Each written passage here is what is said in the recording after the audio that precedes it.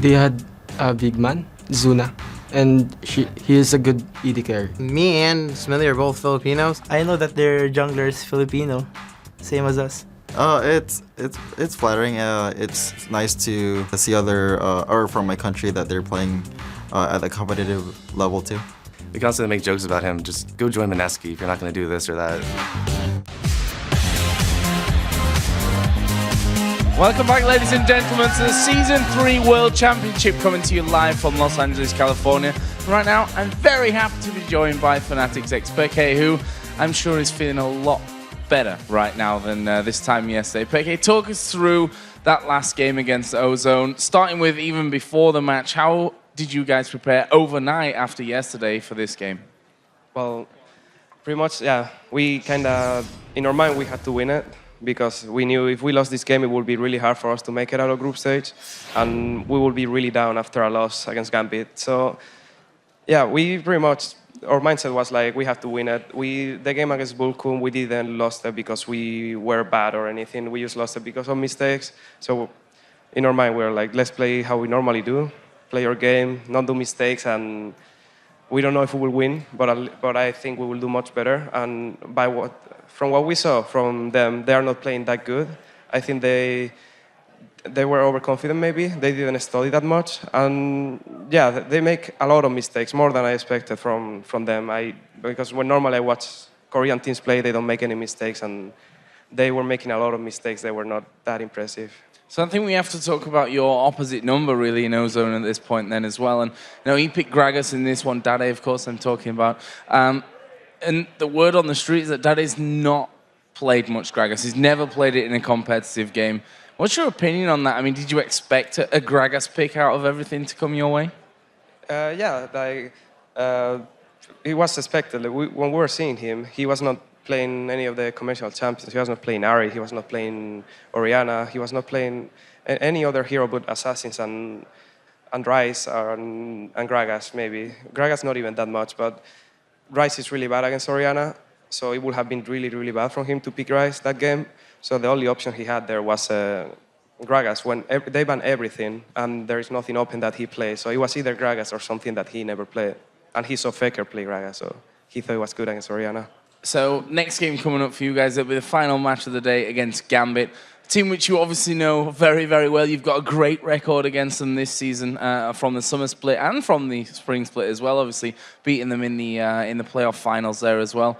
How tough is this game coming in, and what do you think to Gambit right now? They look pretty scary earlier on. Yeah, they are playing really solid, I would say. Like every game I see from them is pretty much won really early. It's not like the game was close and then they win a late game by some small things. It's just that early they dominate, they start winning slowly, and they use a snowball advantage since the beginning. So, yeah, it's pretty scary. And I think our focus will be on not making mistakes early, so we don't give them anything to take, and try to go at least equal or something into mid-game so we can have a decent team fight and do our best, yeah. So I'm going to put you on the spot with this one. You won Season 1, you're here in Season 3. What are your chances of becoming a champion here for the second time? Well, I think when we play our best game is like, yeah, we can beat anyone. And yeah, we were scared of the Korean teams mostly, but after watching them, is pretty much they are normal teams. They make mistakes like everyone. They normally, it's true, it looks like they don't make mistakes, but seeing them here, they are not playing as good as it looks on OGN stream or anything. So I think if we face them and we don't do stupid stuff and we play our game, I think the chance of winning are really high for us. Well, good luck in the future, and obviously against Gambit a little bit later on today. Thanks for joining us, Peke. Hope to hear a lot more from you later on in the tournament. But for now, we're going to send it over to Freaking Demon at the broadcast booth for our fourth game of the day. Thank you very much, Joe. I am Lee D-Man Smith, and providing all the colourful language for the next two matches is going to be David Freak Turley, of course. So, it is time for our fourth battle of the day. Fourth? Well, it's our first. I suppose if you're in total. Scotland, the first would be okay, but instead we are in LA, so the fourth is where we are. It is going to be the Southeast Asian champions, MSK, taking on North America's Vulcan, and both of these teams really need a win to stay in the race for a place for the quarterfinals after they both dropped games earlier today. MSK really looked overmatched against Ozone, but even though they fell way behind early on, they kind of held it together. They refused to go on tilt, and they even pulled out an ace while 10,000 gold behind. Unfortunately for them, it was too little too late. They lost their 3rd game in a row here at Worlds. But Vulcan, to be fair, they didn't do much better in their match. ManCloud and crew made a lot of mistakes. They ended up losing their Nexus to Gambit in just under 28 minutes. Pretty rough game. So, North America's most deadly player, he got lucked up by Alex and Diamond. ManCloud actually ended the match with no kills, no assists, and 4 deaths. And if MSK can repeat that, they're in good shape here. Okay, it is just about time to see if ManCloud can man up for the win, or if MSK will grab their first victory of the Worlds. But let's have a look at the lineups first. So, on the blue side, it is going to be MSK. In that top lane will be Snoy, Kaigu in the jungle. You heard him interviewed by Joe earlier. Yume is the mid laner, EXO as the AD carry, and TG on support. Meanwhile, for Vulcan, it's going to be Psycho Sid in the top, Smithy in the jungle, ManCloud going to hope to manhandle MSK, Zuna on the AD carry, and Bloodwater as support. So, Freak, coming into this game, obviously MSK coming in big underdogs. Vulcan, yes, we've just seen them earlier on, though, going down pretty heavy to Gambit. Will that have knocked their confidence that much that MSK could steal a match? Because, as we said, 10k behind, they still got an ace on Ozone. This is not a bad team. Exactly. MSK is a team who, and even against Fnatic, we talked about their match against Fnatic before, where Fnatic was hitting their Nexus at 17 minutes, and yet you were still seeing fights pull fairly close. So MSK have the ability to just keep trying, and they're here to learn, and if they learn after each game, they'll level themselves up. But you think about what Vulcan's been doing, right? Their loss to TSM back in the North American Regional, their loss against Gambit early today, is them not playing to their caliber. And if Vulcan continue to play at this sort of reduced state, there's every opportunity for MSK to show up and start pulling up some wins. We'll see how it works out. Picks and bans are underway, as you can see on your screen. It is going to be Ari and Orianna being taken away straight away by MSK, so they're focusing on ManCloud. But as has been proven so many times, you can't ban out ManCloud. He has got a giant pool of champions. Exactly. He can pull out whatever he wants. He's run Ezreal in the mid lane before. We've seen a couple of these guys start pulling out the double AD carry strategy and run Ezreal in there. There's a lot to pull from, but sure, you remove the biggest playmakers. Ari is one of the, I would say, sort of easiest to make plays with because she's so mobile. You get the 3 dashes, you can lock someone up as well. And you just tend to eat supports for breakfast. You kind of one-shot them and create opportunities. So the fact that MSK's banning it, though, and not picking it as blue team is a little bit worrisome, and it tells me they've either got a completely different first pick option or they just can't play it. Interesting. So picks and bans continue to fly through. Zed continuing to be, I believe, 100% banned out in this tournament so far. Obviously, so many strong Zed players. Nobody wants to let that one through. Sona also being taken away, as well as Lee Sin taken away from Kaigu. Corki being banned out. Probably one of the strongest AD carries, although Hogmore's put him in a good couple of appearances. So picks coming in. Yeah. Shen straight away from MSK. So we're going to see Snowy on Shen. It looks like Elise is going to get picked for Mithy. This gives a lot of opportunities for Vulcan. I should say really. X-Mithy, not Mithy, because we've got X-Mithy and Mithy in this tournament. Yeah, you got to be careful about all of those. So the Shen coming in is just a really good standard pick. It'll work with pretty much anything going on. You can run actually heavy dive comp with champions like Vi, which Smithy likes to run, or a Twitch for the AD carry and pull the submarine strategy, or just a standard default split pusher to protect the hyper carry in the late game. A lot of those options are available here for Shen. On the other side, for Vulcan, they've actually opted for an ambiguous jungle top lane pick. Some guys even play mid lane Zyra. It's not one that I know ManCloud for, but you never know. But Zyra, a great bottom laner. They're one of the two that Bloodwater loves to play outside of Sona, and it gives a lot of backline control as well as follow-up for hard engaged teams. So the pick's still waiting on MSK. 20-second countdown. They're certainly taking their time, making sure that you make the full use of it.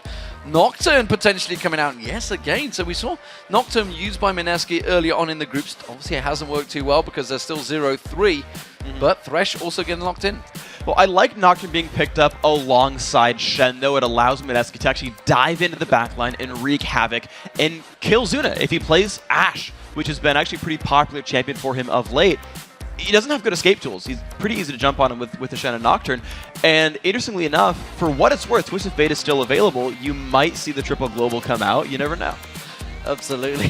Just shrinking down, guys. Don't worry. I got this covered. We're waiting for the next few picks for Vulcan. We're good. Is this better? Absolutely. Wonderful. Thank you very much, Freak. Tried to sneak that one through, but they weren't letting me. Production quickly switching back onto me. So Caitlyn potentially going to come out here And alongside Karthus for ManCloud. We haven't seen a Karthus so far in this tournament, so this could be an interesting pick. ManCloud, of course, as you mentioned earlier, able to play anything. Yeah, so I actually like the 2 picks they grabbed here. The Caitlyn, they realize that Nocturne Shen is so good at diving onto the back line. And actually in the North American Regional against Curse, he said, give me Kog'Maw, I can outplay Shen Nocturne, it's no big deal. This time around, he's like, you know what? I'm just going to play Caitlyn and be safer here and survive in the back line. And ManCloud picking up Karthus denies the sort of one of the third global options you would see here from MSK. Again, Twisted Fate still available, or picking up Teleport still available for them. But removing one of the globals, also having one of their own for Vulcan to counteract some of those ganks, it's an important pickup here. Tristana potentially could make the first appearance, but no, going back to Varus instead. Which actually, you know, Varus we haven't seen a great deal of either this tournament, whereas coming into the lead up to this was a big champion pick for every team.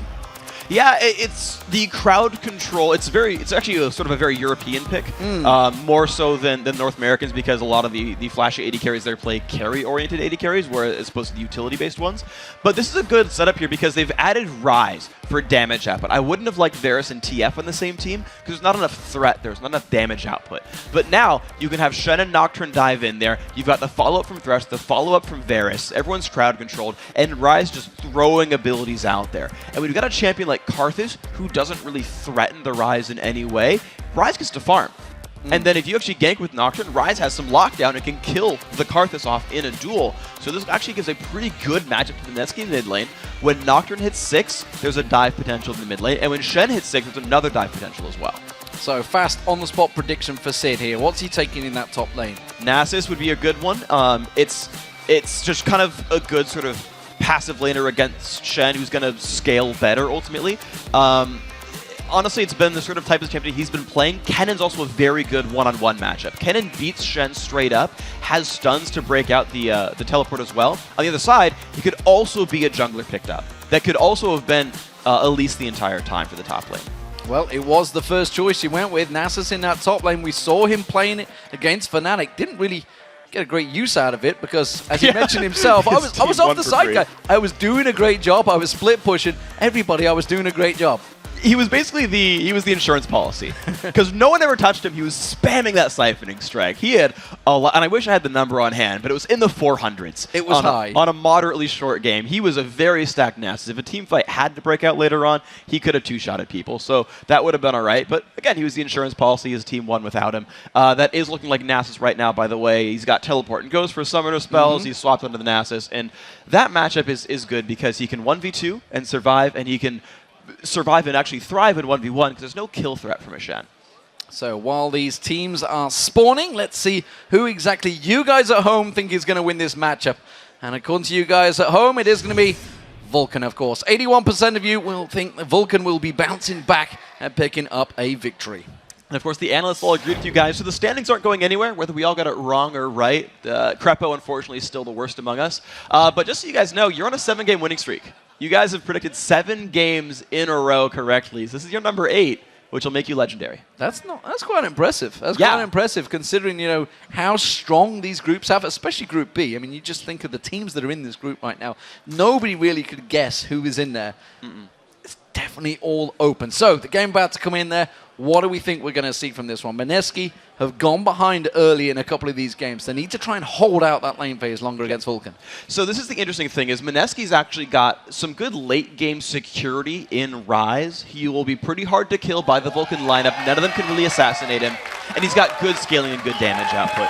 Also, they're the team able to make plays. They've got Thresh and Varus for a lot of crowd control, and Shen and Nocturne to dive in. These guys, the Filipino team, can really start fights and wreak havoc, which is, I think, where they really want to get things going. Get an early game lead because we've seen them team fight well. Even from behind, they team fight well. So they get ahead, they're going to team fight phenomenally. Well, you definitely know they're going to be diving in there. They've got that horrible combo of Nocturne and Shen leaping onto someone, so there's a potential for multiple members all in the same place. You may already taking damage in that mid lane from ManCloud. That's kind of unfortunate. He'll be able to survive. It's not that big of a deal. The one thing that might gum up the works is that Smithy on Elise, that is a very good jungler early on. And you can never count any lane out. Even the passivest of lanes like Shen versus Nasus, you can turn that into a kill when Elise shows up. So you've always got to keep your eye out where Smithy is going because he'll be able to make plays. So it doesn't look like there's going to be anything crazy happening early on here. The two teams are setting themselves up, and this is conducive of what we've seen throughout most of the tournament so far. Nothing crazy in the invades. It's just either been a simple trade, or late invades. We haven't seen a great deal of full-on aggression. The one time we did, it backfired horribly. Yeah, it was Fnatic, I believe, against Vulcan. Yeah, that one was really, really rough. That was actually a trade that Vulcan just did a better job of turning around. Lemon Dogs tried one in their game against SK Telecom, and they had a decent start, but they ended up burning summoners for not much damage. It was the later ganks that snowballed ahead. But yeah, here we are. Both teams able to check brushes really well with spiderlings or lay waste and that kind of stuff. So typical setup, but what matters now is actually what the lane matchups end up being. It's Zuna and Bloodwater 2v1ing the Shen. It's Psycho Sid stuck in 1v2 against EXO and TG. And I'm going to say it again, I like Nasus in this matchup. I think he'll be able to survive very, very well and just get levels and then duel later on. He is going to be getting the experience. Didn't obviously take the blue, and instead that means the blue was given across the ManCloud in that mid lane. I actually like this a lot because Ryan has a rough time last hitting under turret when his mana pool is limited and the base damages and cooldowns are pretty weak early on in the game. So ManCloud gets to shove really hard as Karthus, put Yume under his turret, and make him miss early last hits. So Mithy looking at going for an invade here on towards that blue buff of itself. We're going to see it eventually. There it is. Smithy didn't manage to get it. Kaigu taking a lot of damage. It did mean that he has got that double buff, but he was forced to back away. So Smithy desperately trying to get in there. Is he going to try and create any plays? There is that ward in that top lane, so already Snoy pushed well against that tower. We're expecting this from the 2v1 lanes. And look what just happened in the mid lane as well. Yume missed every single last hit there underneath the turret because ManCloud is just shoving and trying to ruin his day. This is going to be the order of the day, and until Nocturne hits level 6 or gets amazing positioning, he won't threaten Karthus at all. In fact, Kaigu's just defending the top lane, keeping Shen afloat. And with that blue buff, he can just keep on hitting that lay waste on him all day long. Kaigu and Snoy having to help out this top lane. Does mean, of course, that down the bottom, I mean, this is expected. Sid's going to be slow, late behind there, but he should be able to hold on fine. The interesting thing I've seen with Sid is actually, last time he did this, he actually learned Wither at level 3, just to have a little bit of crowd control. Normally, you actually want to see rank 2 Spirit Fire, just because you have more minion clearing. There's the Wither again. So he actually has a little bit less turret protection than you would normally see from this. But what's up here for Smithy, though, is they had seen Nocturne for a while. He should be counter-jungling and slowing down that Nocturne level 6. Yeah, he's just passed down that blue buff ward. So they know that he's heading towards that middle, which is why you see ManCloud already stepping away a little bit here. He's not been shoving quite so hard on the tower. Still up there, but fairly aggressive, so we may see a play here from MSK. Now with ManCloud shoving that much, you've got the opening. Smithy's going to turn around. He'll walk over Ward, getting spotted. There's the Rune Prison. He managed to get the Rune Prison on the tower, but he flashes just in time before that Fear Leash went off, and Kaigu now gets caught out. That's going to be the Cocoon on towards him. He's taking a hell of a lot of damage here. Will it be enough? Yes, it will. First Blood will come in. It's Smithy that takes it. That was a belated flash by Kaigu. The Fear Tether had already broken. He showed up too late, and the exhaust from ManCloud also helped create a little bit more distance than I think the Nocturne was expecting. Great counter of Force by Smithy. He'd actually already run toward the mid lane because he's, oh, okay, Nocturne's on this side. He will look for mid. ManCloud baited out.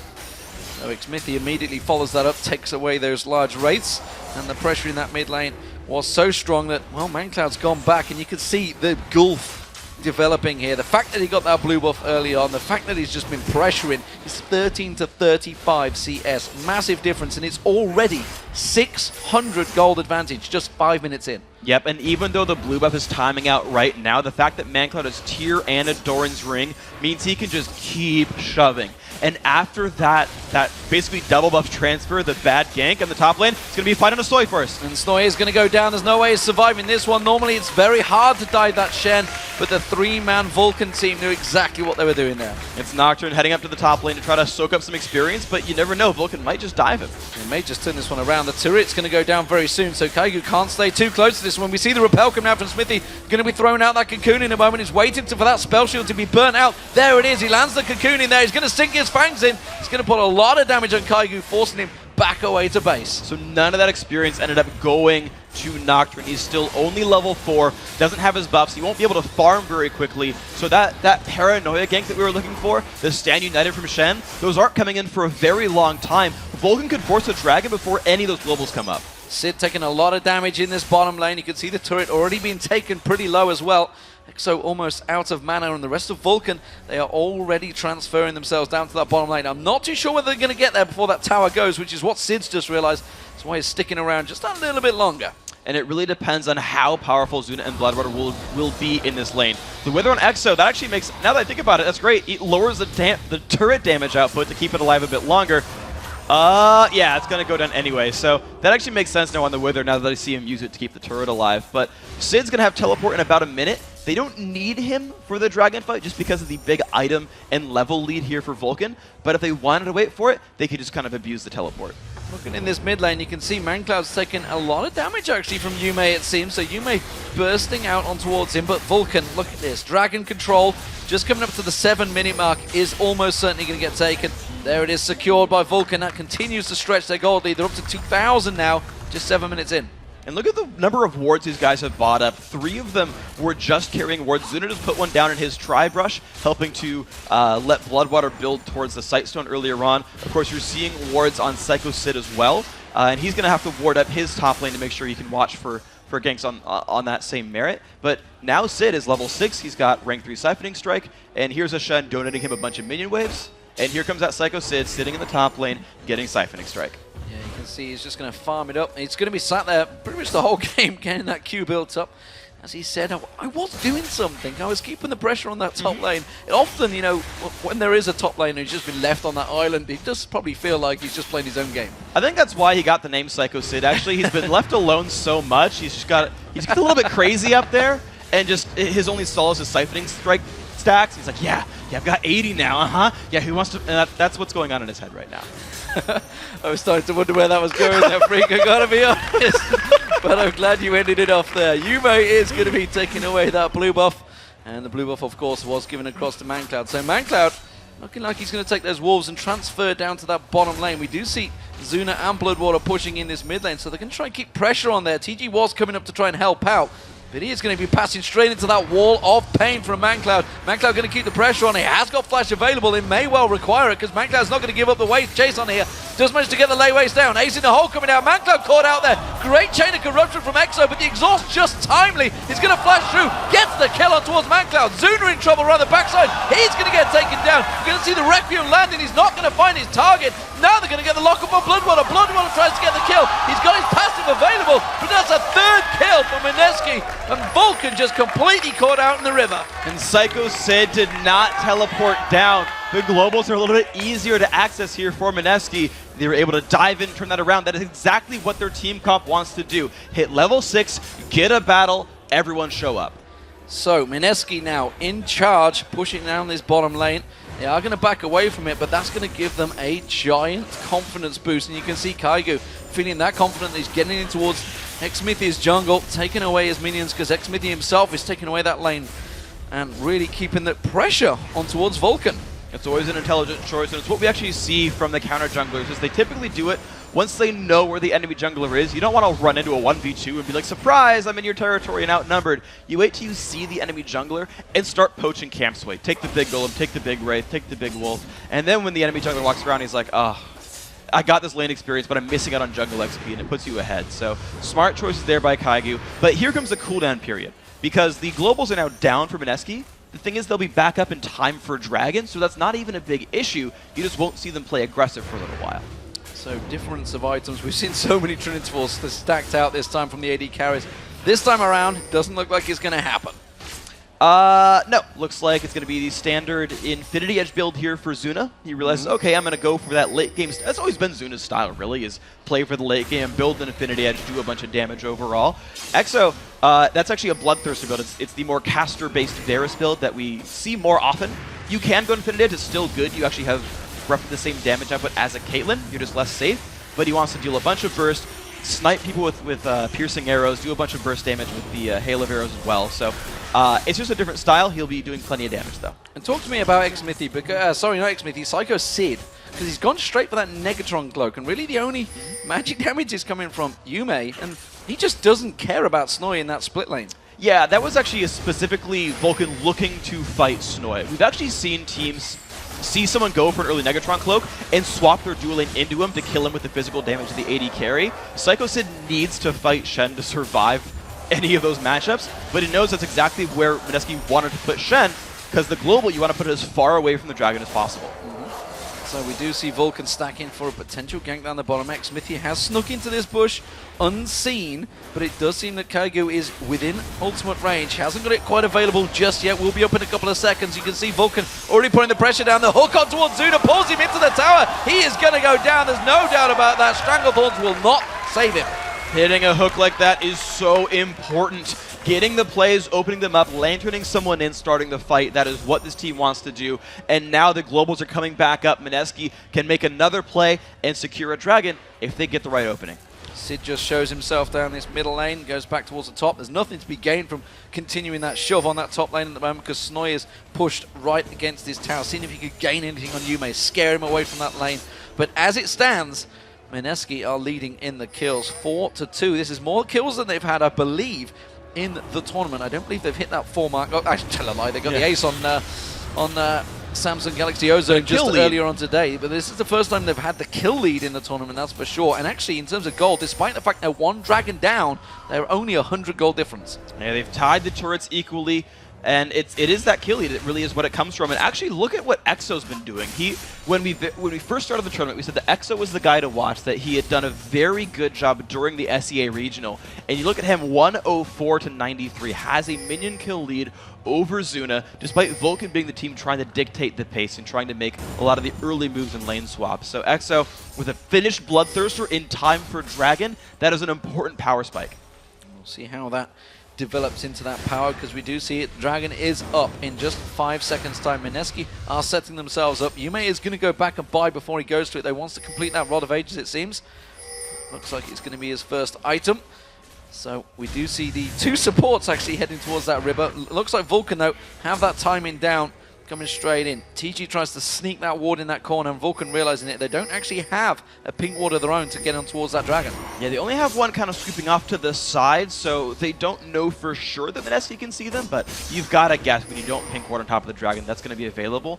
The other interesting thing about the MSK squad is they actually want to buy a little bit more time, because EXO just built the Bloodthirster, so he's still stacking it up. He's missing up to 30 attack damage for the next couple of minutes, and that's actually pretty important as far as team fighting well.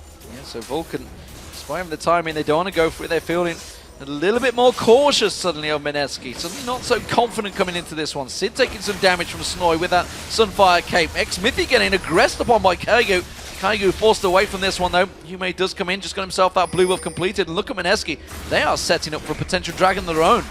They're definitely going to be able to, honestly, with the globals available, Ryze having his blue buff now, a finished Rod of Ages as well. That guy has not been shut down. It's a 2-0 Ryze. Here's the push in. They've got to realize, though, that Vulcan can see them go for this, and Nasus has teleport. He has teleport. There is also Stand United available. Oh, that's going to be, I think it was just off the side. Xmithy getting caught out completely. He's going to come in for this one. Doesn't get the steal. Instead tries to repel away, but he's got nowhere to go. Zuna's going to get dived on by Kaigo, and instead it's a bit of a sloppy fight. We do see a piercing arrow landing across. ManCloud getting involved. Gets himself straight up towards Yume. He goes down. Snoy gets the kill there, but this could be good turnaround from Vulcan. There's going to be the Requiem coming down. He manages to get one. It's going to be another going down as well. Sid comes across, and that is almost the ace coming out here. One more to go. Snoy turns around, gets the flash, gets down on towards Xmithy. Bloodwaller taken low, but Psycho Sid with that wither should have enough to finish him off. He tries desperately to get on Bloodwater, but it's not going to happen.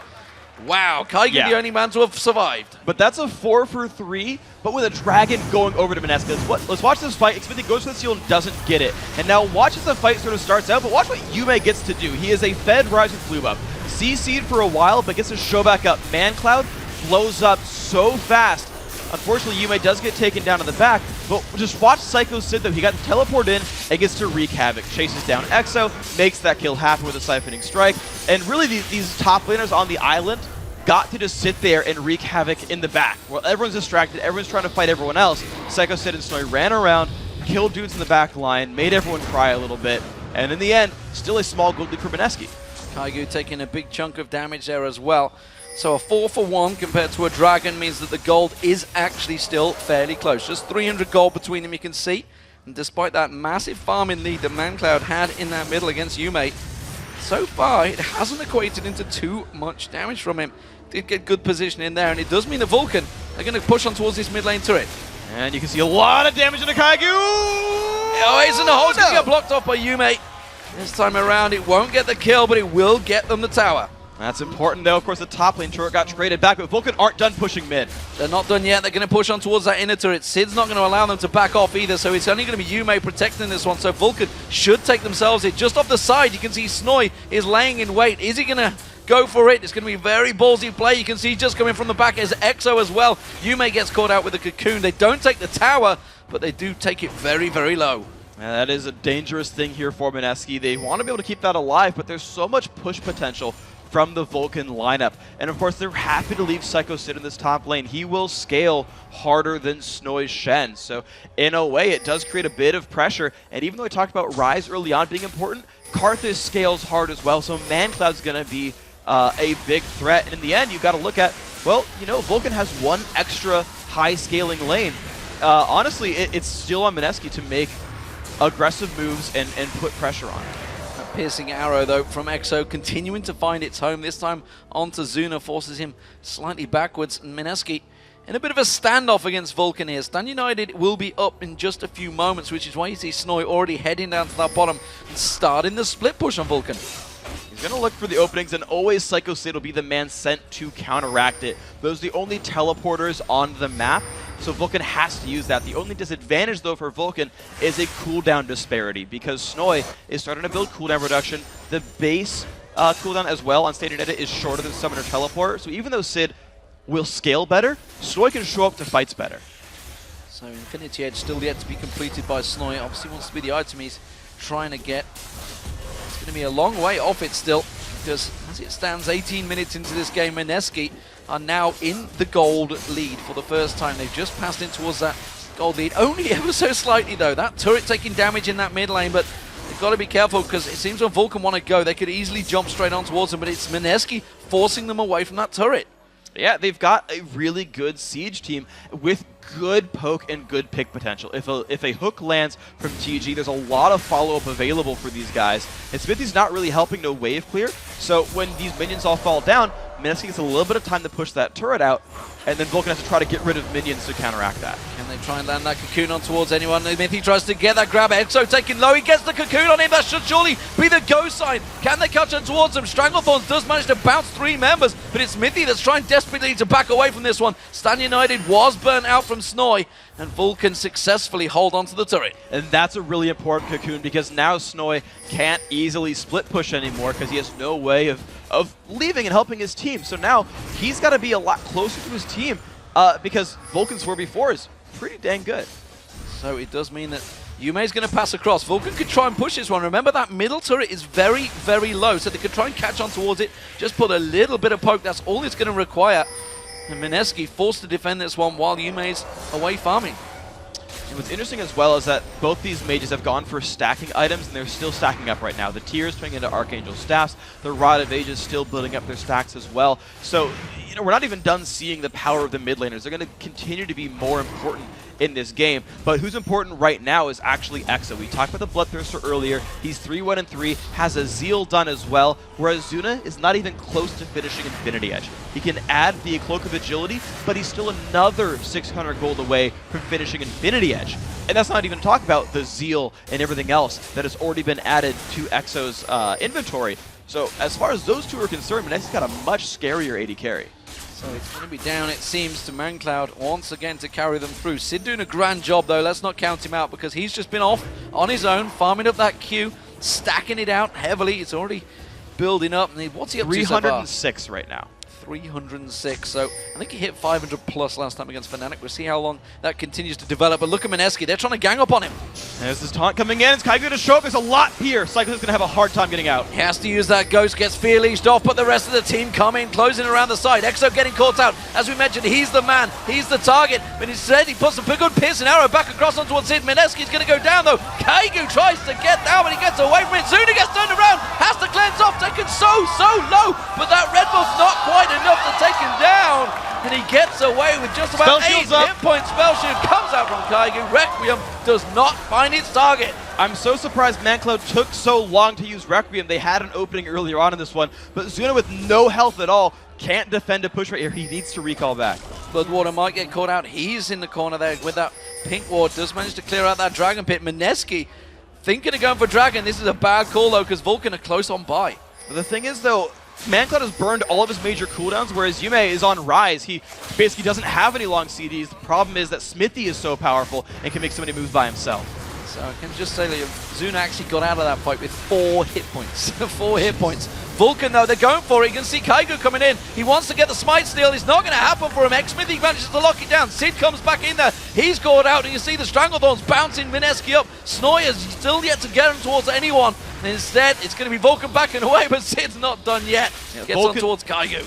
Exactly. Vulcan could not fight that battle. Zuna had to go back to base. It was a 4v5. And on top of that, they sent Zuna top lane to go clear out some minions. But because of that, MSK just turned around for the mid lane. They had people in the right places. And now MSK are winning in turrets, only down 500 gold. You may get a little bit more gold and experience for that Dragon, but I'd take that mid turret any day of the week. And it seems to be working well for MSK. Do not rule them out. Could this be the game that they win? They are 7-6 up in kills. They are slightly behind in gold, but they are really giving Vulcan a tough test here. Vulcan, of course, themselves lost earlier on today. Has their confidence been shattered? It kind of looks like they still don't really look like that sort of top-of-the-world Vulcan squad. The squad that took down Fnatic convincingly. The squad that, honestly, did great throughout the regular season of the summer split, finished 3rd in the spring split in North America, had a pretty good run overall. This doesn't look quite like them. Zuna finally finished their Infinity Edge. That's going to be really important for them. ManCloud is powering up the Archangel staff. It stacks, getting up there. 644, he's almost got Seraphs done, and of course Sego Sid's still scaling up, but it feels like Vulcan are like, shoot, I don't know what to do, let's just go late game.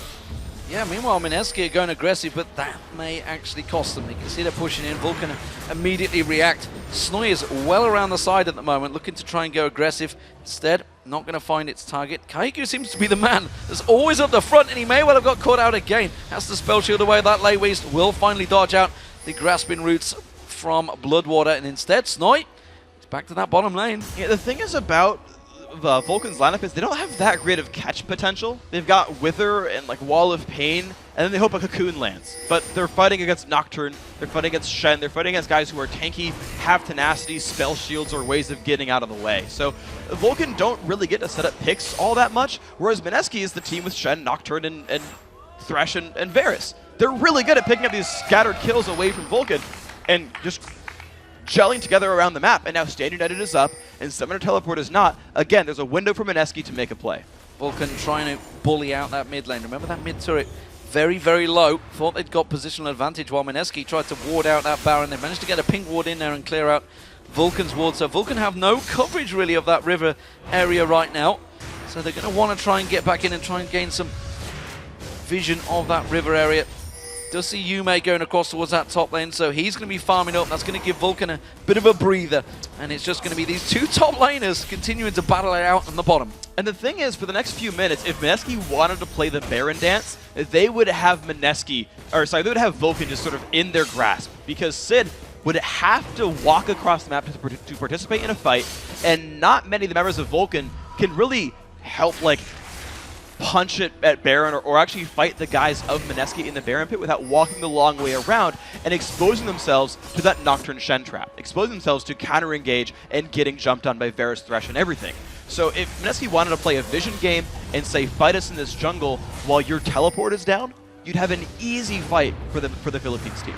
While the lane phase, we saw ManCloud building up a big head of steam against Yume. He's been stepping off to the side every time, farming up those waves. You can see he's actually starting to gain back on towards ManCloud. He's closing that gap. ManCloud himself has been stuck in that mid lane for so long with the rest of his team. He's starting to just feel the pain a little bit in terms of farm. Yeah, the only lane that's really accelerating for Vulcan is the Nasus lane, Psycho Sid. He's not being pressured much at all.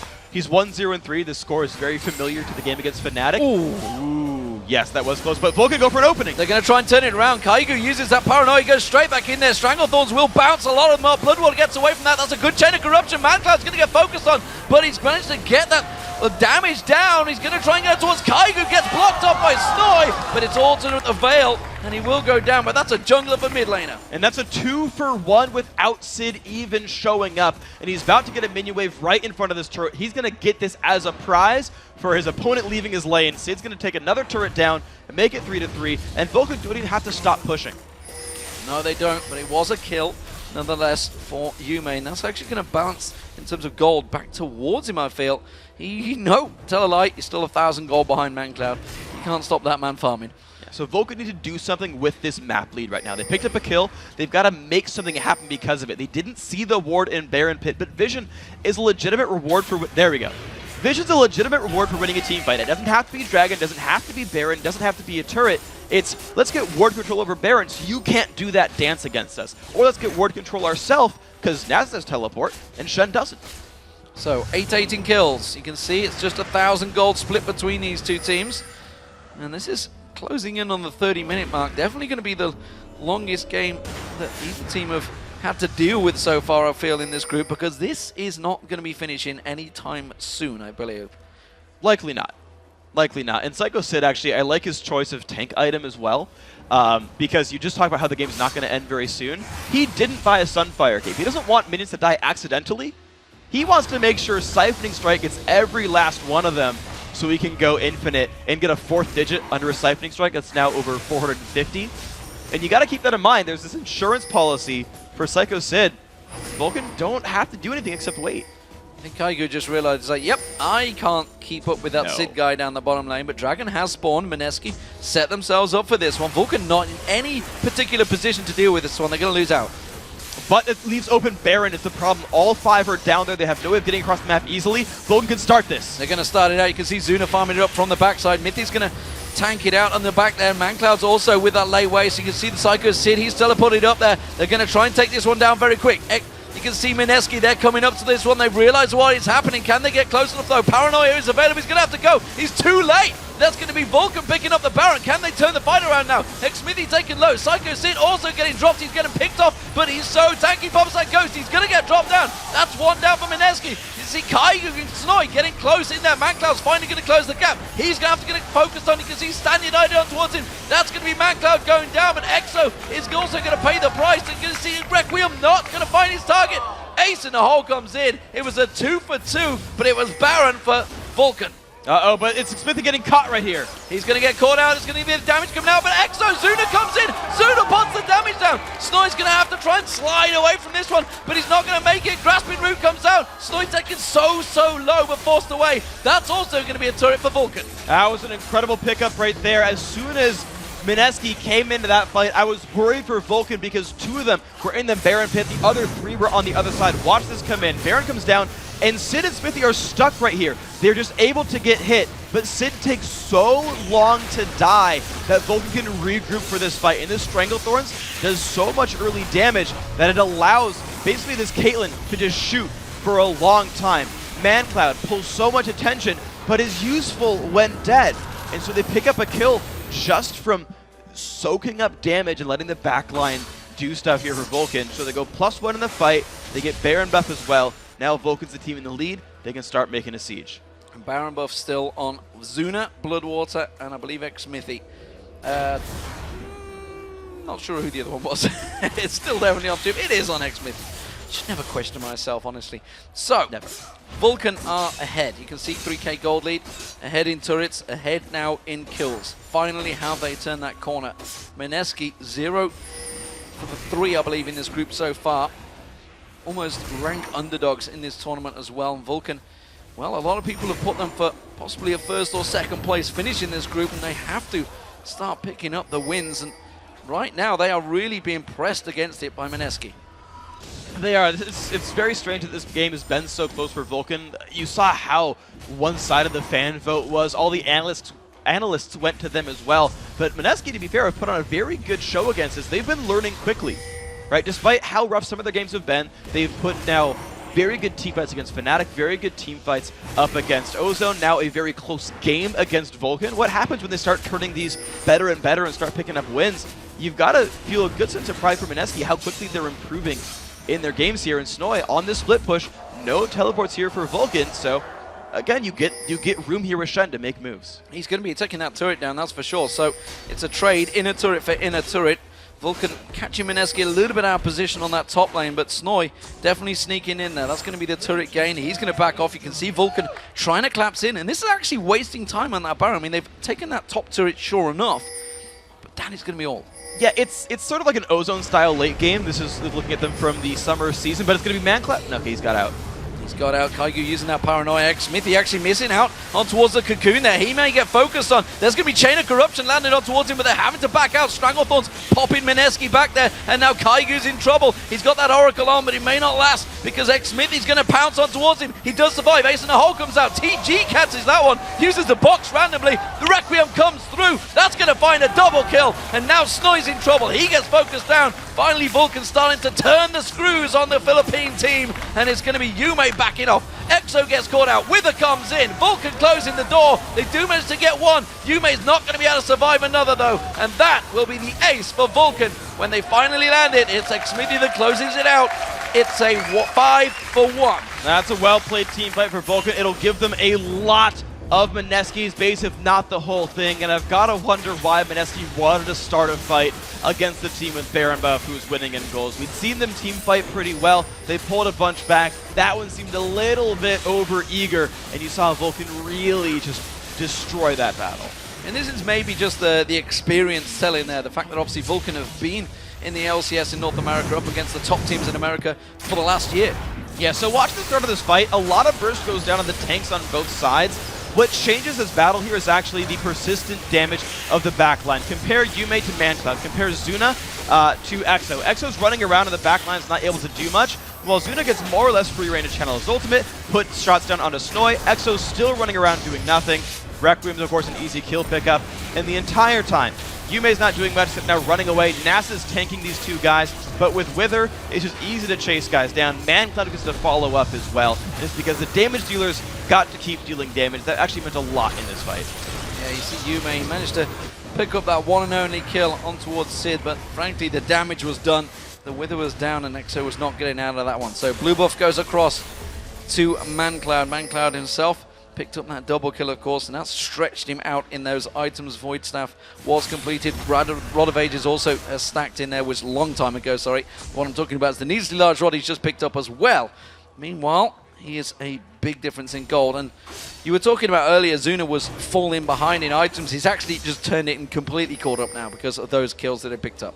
Yeah, he's got a 500 gold lead. A lot of that comes from the global advantage, especially from Vulcan, but also, yes, finally getting some kills under his belt.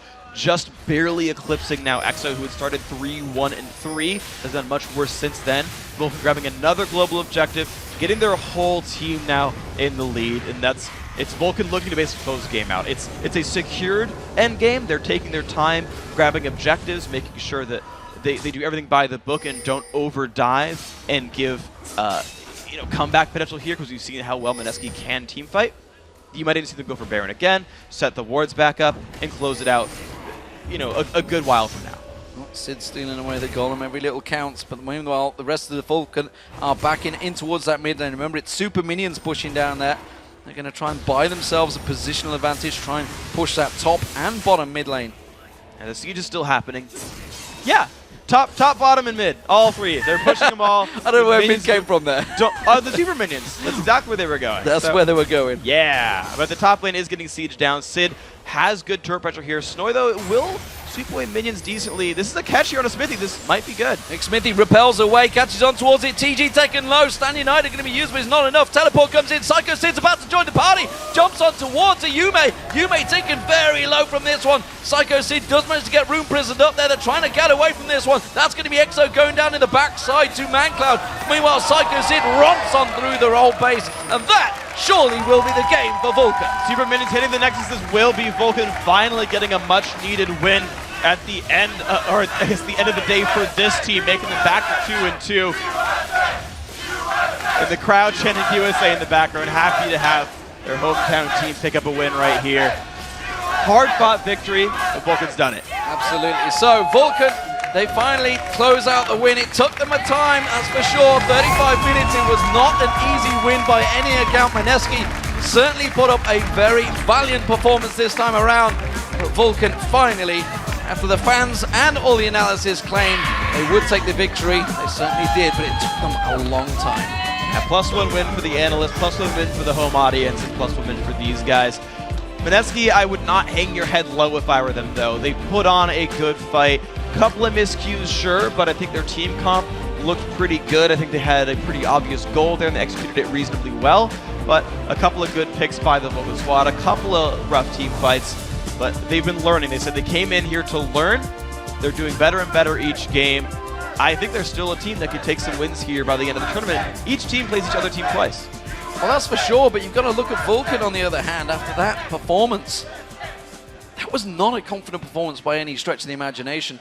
They struggled there. You know, when you're looking at the rest of the group with Fnatic, Gambit, and Samsung Galaxy Ozone all ahead of them so far, that was not a performance you think they're going to take it by storm. Yeah, and even though Vulcan did take down Fnatic, Fnatic immediately said, like, yeah, we really screwed up in Champion Select there. We didn't play our game. And you compare Fnatic in that game to the rest of Fnatic's games, and that squad looked a whole lot better. So, Vulcan, you got, you know, if they turn it around, again, you're playing another, 6 games throughout. You're going to play a couple more here.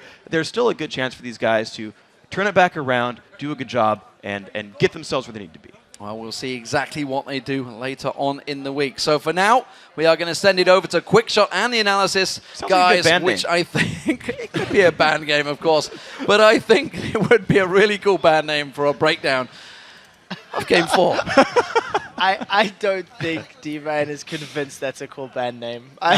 He's not really in love with the idea. That's okay. Freak's got good style sense. Nice shirt. So first of all, congratulations for Vulcan. They picked themselves up a win. Definitely hard fought by. I don't think we can discount MSK's performance in this particular game, but we'll get to that in a second. Let's go back to the picks and bans. One of the things that stood out during this pick ban phase was that Vulcan, they had a lot of sort of champions that would scale well into the late game, and there was a fair amount of global. We actually seen Twisted Fate was hovered over before the Rise was locked in. So MSK, they were thinking about that Shen TF knocked and decided against it. I actually would have preferred them to do that. I mean, they would have been lacking a bit in the damage, but when they saw the Karthus come out there, I think that says, I think this is the first time we've seen Karthus so far in this tournament, but that says really that Vulcan doesn't have a lot of confidence in MSK's ability to close the game early, which has been a problem and why we haven't seen very many Karthus picks here. But if they went all in with the Twisted Fate, I think they could have maybe applied even more pressure. They had some nice plays in the mid-game, though, all the same. In terms of the performances we've seen from MSK thus far, this is definitely their strongest game. I mean, think about Fnatic. Fnatic had them against the ropes at 16, 17 minutes. Then they still scrapped for another 10. Ozone struggled to close it out. They were aced a couple times trying to push into their bases. And now, MSK were basically trading blow for blow with Vulcan up until the 25-minute mark where some of the fights didn't go their way. What did you think of the game as it played out, Doublelift? Yeah, definitely. I think MSK fell behind early game by a decent amount, but they came back in a dragon fight where it was really unexpected that they would outplay Vulcan that way. But as the game went on, Vulcan just proved more experience, maybe a little better mechanically, and their team fighting, both the team comps were very good at team fighting, I feel. And when the team fights would just start up, I feel like Vulcan just outplayed them a little bit, enough so that they would just pull out a little bit more in the team fights. Problem basically is with the Karthus as well. Early game you can try and kill him and then initiate and then go away from him and walk back as he ulties, reset the fight. Later in the game you saw actually Mandatory Cloud getting a little tankier, having a little more damage, being more of a threat. They could no longer just kill Karthus and move out, and he just kept ruining the fights. Even if they managed to run away from him, the ulti came down and finished people off. I want to bring it back, too, to something that I believe you were saying earlier, Doublelift, about Zuna being a playmaking AD carry. And I think we can see what a double-edged sword that was that game. Sometimes he'd flash right in and end up melting. Sometimes he'd flash in and pick up kills. We really saw both. I mean, he both flashed angles. into melee range to finish off 2 kills at the end there. So sometimes it does work out. You're Caitlyn, that's what you do, right? Exactly. He did get away the first flash with 4 HP in dramatic style. Let's talk a little bit about what this means. Now, of course, MSK, they're sitting at the bottom of the table. The games are improving as the tournament goes on. And there's 2 things I want to highlight. That if MSK do manage to pick up a victory against anybody once they continue playing, it makes life for that team even more difficult if they want to make it into the playoffs. Secondly, for a team like Vulcan, who convincingly beat Fnatic, and now, I don't want to use the word struggle, but they scrapped to pick up this win, as it went on. How do you think Vulcan will be taking this one psychologically? I mean, they definitely look like they're having a hard time today in general already with this win and the earlier loss. I know, Crepo, you felt strongly about it. Yeah, I don't know if it's part of their composition, but I just really felt like, yeah, they were struggling a bit. They just weren't the same Vulcan that really beat Fnatic. They weren't as confident. They weren't the Vulcan that was getting all those early leads. I can't but feel like it's my fault. Ever since I started supporting them, they've been doing poorly. It's like I'm cursed. The EG curse, dude. Yeah. Oh, the EG curse. Oh, no. Oh, wow. Scumbag Crepo indeed. So, another victory picked up for Vulcan. There is one more game coming today. So let's actually start to move this one along. Take a look at how the standings are looking for Group B. Because now, of course, Vulcan will be bumping themselves up to 2-2 to tie themselves with Ozone, who are currently sitting at 2-2 as well. So the middle of the pack, almost as tight as a European LCS. Not quite, though, this time. I see Crepo is nodding in agreement. It was a scary few weeks. Good point, Trevor. Yeah. Guys, it is time to give your expert opinion one more time and choose the winner of our final match of the day. It is a battle between Europe's two Group B squads and the current Group B leaders, Fnatic and Gambit. I'm going to start this one with Crepo. Where's your prediction lie? Coming into the day, it would have been Gambit 100%. Seeing the last game that Fnatic did, they were like solid. I still think I have to go with Gambit. I think Gambit, even though they got beaten 4 times by Fnatic during the regular split, just on really important tournaments, they step up and it's Bootcamp Gambit, and they were really solid. Yeah, I'm going to agree with Crepo on this one as well. I'm going to keep supporting Gambit. They're my pick to make it out of this group, along with Ozone, although I'm rethinking my Ozone pick right now. But Gambit, I'm all aboard the hype train. News headlines right there, dude. Rethinking Ozone. Monte Cristo 2013. I agree, Gambit. Not just because they've been playing solid today. I just think their style of just being like a rock, unfazed by anything, is very good against Fnatic's like kind of not so traditional style of TP making plays that way. And I think Alex H can definitely go toe-to-toe with XPK, who is like the all-star of that team. If XPK doesn't snowball and make the big plays, I don't think Fnatic is nearly as strong as people make them out to be. So I'm tired of all these people going with the wussy votes here. You're taking the 3-0 Gambit to get another one. I'm going to switch it up. I'm taking Fnatic. I think they're going to pull it out in this one. You talked about XPK, but Soaz showed himself to make great use of teleport as well. So they actually have multiple threats that they can use for their spread out sort of interesting type of compositions that they like to go for. I really think that it's time to spice it up. I'm either going up or I'm coming down to Crepo's level with this one. I do, however, want to highlight something very, very important here. After calling the 3 of them out, you did change your vote at the beginning of that last game, which gotta spice it up, man. To do. They have played more than one game in a day, so it's within the rules. So we'll have to see who's going to come out victorious here. We are going to take another very quick breather, guys, and give everyone here a very quick break. When we return, Fnatic and Gambit face off in our last match of the day, plus Vulcan's ex-Smithy and ManCloud will join us to talk about getting their second win at Worlds. Don't touch that mouse. The Season 3 World Championship live from LA. We'll be right back.